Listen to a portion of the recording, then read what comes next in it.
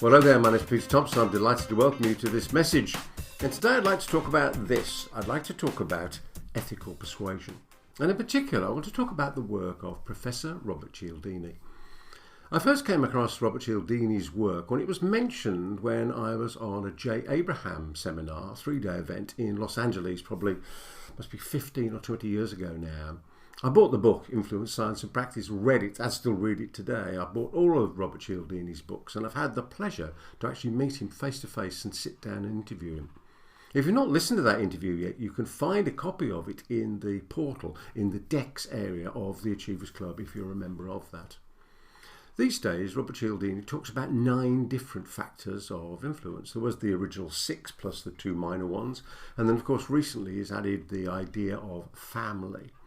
But in that original 6, there's one of them which I feel is misunderstood and therefore not used by as many people as it could be used by. So today, I'd like to give you my take on that one that I'm thinking about now in the 6. And it's this one. It is commitment consistency. And my understanding of what Bob Cialdini says is this, is that people will remain consistent to previously made, non-forced, publicly announced commitments. Let me say it again. People will remain consistent through previously made, non-forced, publicly announced commitments. Or in other words, if, and using integrity, we are able to align what we are asking someone to buy into or buy from us to something that they have previously committed to, then it's far more likely that they are going to feel likely to buy it. My expression, which I've used for many years, and you may have heard me use before, is this: people will never consistently do who they aren't. Or in other words, once somebody has told you who they are, it's likely that what they do will remain consistent with that. People will never consistently do who they aren't, and the flip side is true, that people will consistently do who they are.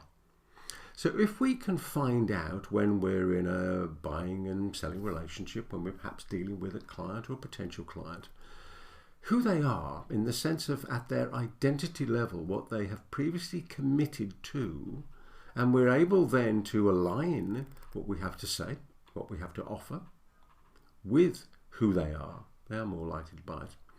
Let me give you a crazy example. Imagine I having a conversation with somebody, we'll call it Fred over here. And I say to Fred, "Fred, do you have a car?" And Fred says, "Yes, I do."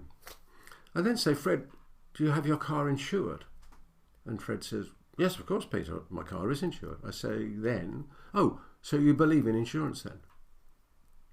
You see what I've done there? I'm having just fun with this for the sake of our conversation, is Fred, through my questioning, has confirmed that he is somebody who buys insurance. Now, that's a bit of an extreme example, but I've used it just to bring home the point.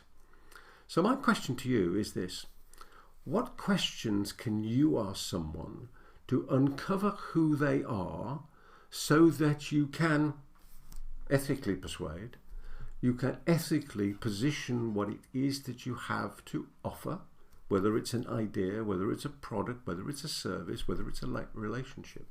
So you can ethically position that as being, providing it is, in alignment with who they are.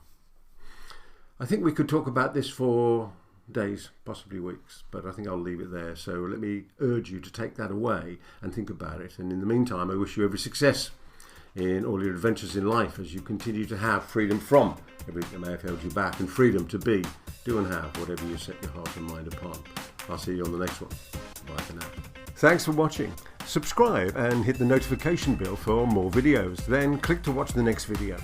Remember to visit our website at peterthomson.com and download your free copy of my latest book, How to Write Your Business Book in 5 days or less. Until next time, every success.